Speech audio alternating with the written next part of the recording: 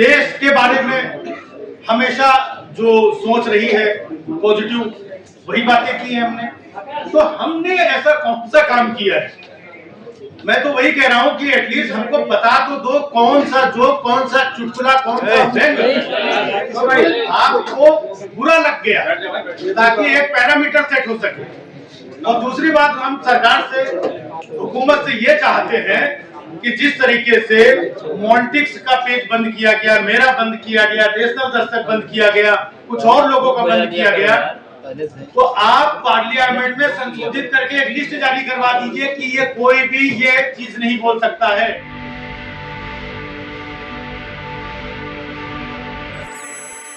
ये सवाल किया कि ऐसा कौन सा जोक था, ऐसा कौन सा चुटकुला था जिससे किसी को आपत्ति हो गई।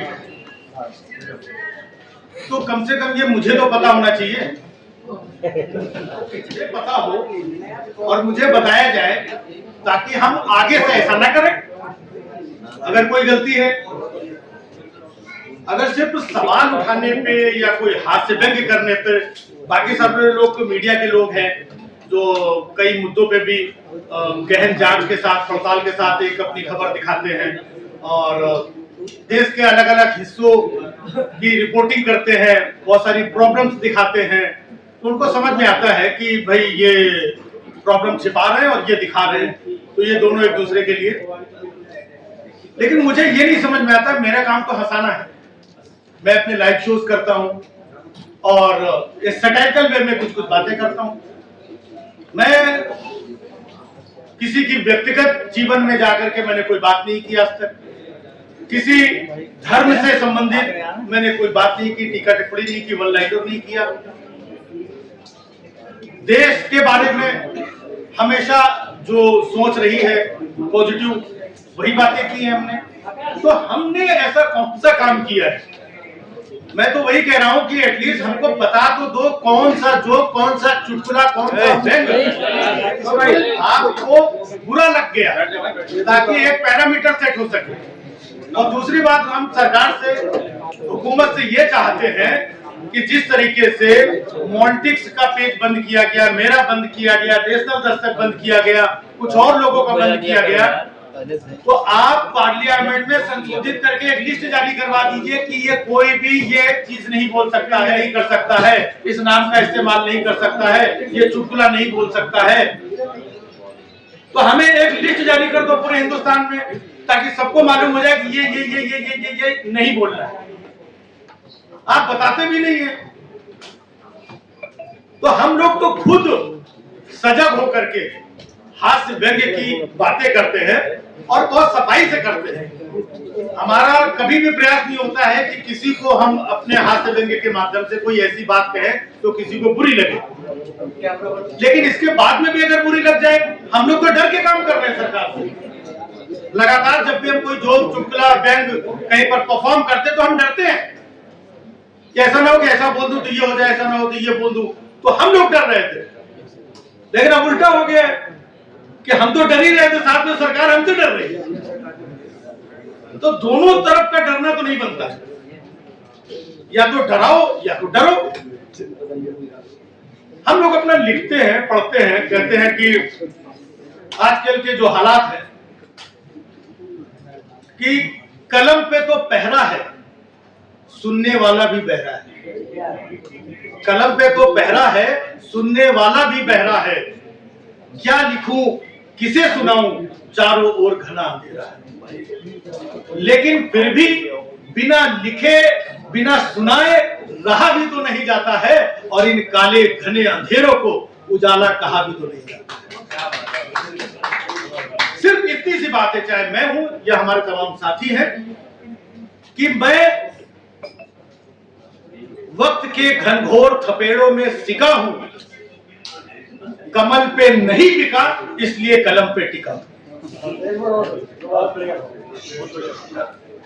तो बहुत सारे हमारे साथी कलाकार हैं जो पहले बोलते थे, करते थे, तो बहुत सब इधर उधर हो गए, गायब हो गए।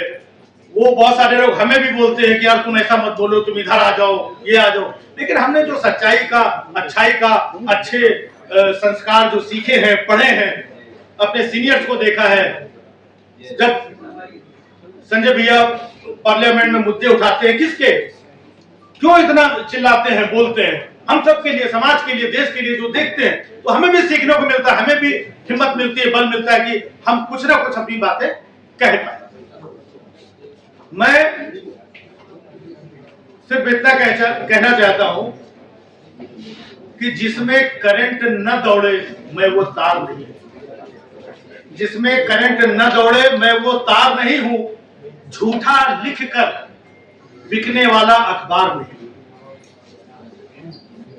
मैं किसी बाबा का फर्जी व्यापार नहीं हूं, मैं कलम का सच्चा सिपाही देशभक्त हूं, देशभक्ति की आड़ में छिपने वाला उनके जैसा गद्दार नहीं।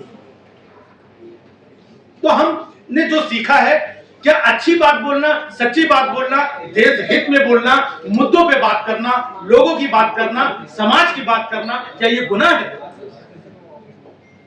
ये गुनाह है क्या? अगर ये बता दिया जाए कि ये गुनाह है तो बहुत सारे लोग नहीं बोलेंगे।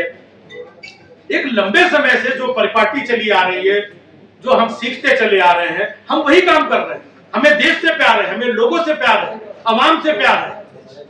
तो जब कहीं बुरा, अच्छा, कहीं कुछ ऐसा वैसा होता है तो हम देखते हैं और वो बात बोलते हैं।